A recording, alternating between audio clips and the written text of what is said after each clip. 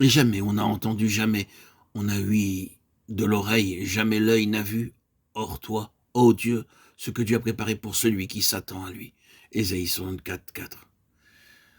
Les choses préparées comportent à la fois ces mystères célestes qui vous seront révélés en temps voulu sur la terre et dans le ciel. Sur la terre, le Seigneur nous accorde quelques connaissances, mais lorsque nous irons au ciel, il nous sera donné une parfaite connaissance de bien des mystères célestes, lorsque l'œuvre de Dieu en nous sur la terre sera achevée. Dans toute leur détresse, il a été en détresse et l'ange de sa face les a sauvés. Dans son amour et dans sa miséricorde, il les a rachetés et il s'est chargé d'eux. Et il les a portés tous les jours d'autrefois. Ésaïe 63, 9. Dans toutes les détresses, toute leur détresse, il a été en détresse. C'est ainsi que le Seigneur, quelles que soient nos afflictions, nos épreuves, nos tristesses et nos souffrances, souffre avec nous. En tant que croyants, si nous souffrons avec lui, nous régnerons avec lui. Il partage et porte aussi nos fardeaux. C'est pourquoi il dit, vous portez mon joug sur vous. Comme dans Matthieu 11, 29, prenez mon joug sur vous et recevez mes instructions. On utilise généralement 2 bœufs pour tirer une charrue, et c'est le bœuf de droite qui supporte l'effort. Lorsqu'on doit labourer un champ, le bœuf qui devra supporter la plus lourde charge et produire le plus gros effort est placé à droite. Il en est de même pour le Seigneur Jésus-Christ.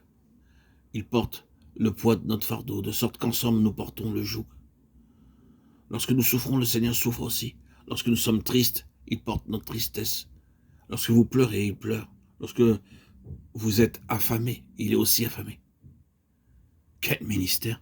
Notre Seigneur déclare, j'ai été avec eux dans leur détresse. C'est pour cette même raison que notre Seigneur Jésus refusa de prendre part à la fête céleste, à moins que nous n'y soyons aussi. Matthieu 16, 29. Ici, le Seigneur dit, je vous attendrai et je souffrirai avec vous. Ne pensez pas que vous souffrirez seul. À cause de cela, alors que nous sommes sur cette terre, nous pouvons supporter joyeusement toute épreuve ou affliction. Ces anges invisibles nous protègent des attaques invisibles de l'ennemi. Avant qu'ils m'invoquent, je répondrai.